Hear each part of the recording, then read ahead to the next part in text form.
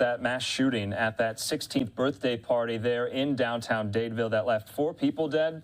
There's still no suspects in custody at the moment. Now, Alabama's state law enforcement agency taking over that investigation into this weekend's shooting, but very tight-lipped about what happened. So far, we know 4 people, like I said, are dead, 28 people injured.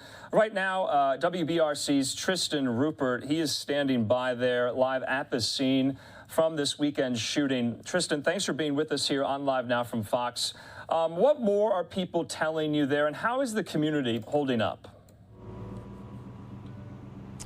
Andrew, they're really in disbelief. Many still struggling to process the kind of evil it would take to riddle a building like the one behind me with bullet holes. I spoke with several community members, one woman even telling me it's hard to process something like this happening so close, or really in a small town so close to Lake Martin.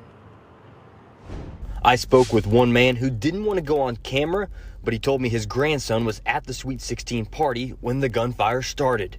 He worries shootings like this one are becoming more frequent and says more must be done to protect younger generations. Another former Dadeville resident was stunned that something like this happened in a place he once called home. All these years of coming through this city, I've never seen even a fight here.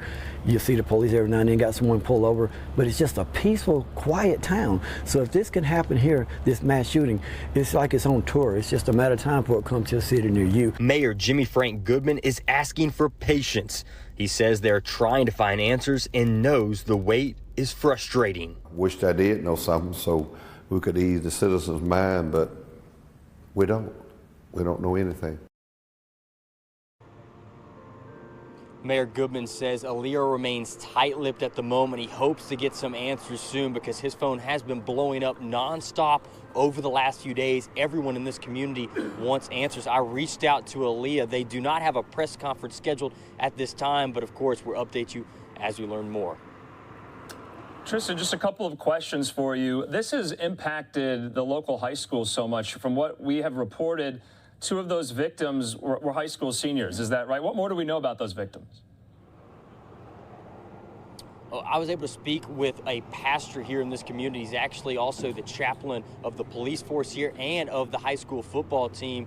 He says this really did catch him by surprise. He actually went out to the hospital Saturday night, and he says one of the things he's never going to forget is the agony that he heard a mother scream with when she heard that her son was one of the 4 victims of this shooting. And it's a tragedy, of course. I asked to learn a little bit more about Phil Dowdell. He's an individual, one of the 4 that passed away as a result of these actions. He was actually a football star here for the Tigers and was actually set to play at JSU in the fall. So really a tough thing for many in the community to process, including that chaplain that I spoke with.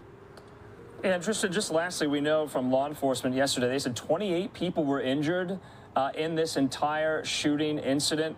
Were all of those gunshot wounds, injuries, or other injuries of varying magnitude?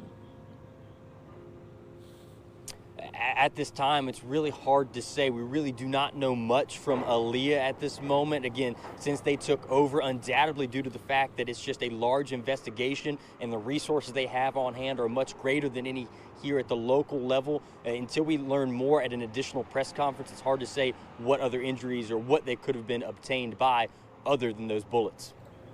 All right, Tristan Rupert there, live for us in Dadeville, Alabama with WBRC. Tristan, thanks so much. Talk again.